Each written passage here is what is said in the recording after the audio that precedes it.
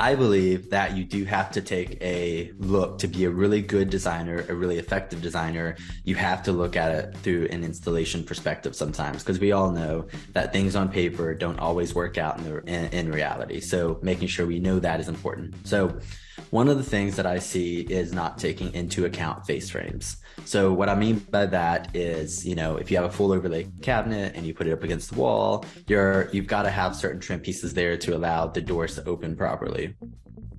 If you have a 1/2 inch overlay, you can put that up against the wall. If you have frameless cabinets, there's other things you can do there too that are different with stacking cabinets and things like that. So at the end of the day, making sure you take into account your product and your face frames and how it works in the field, how the doors open, how the hinges operate. That's one flaw that I definitely see a lot of people make that is important.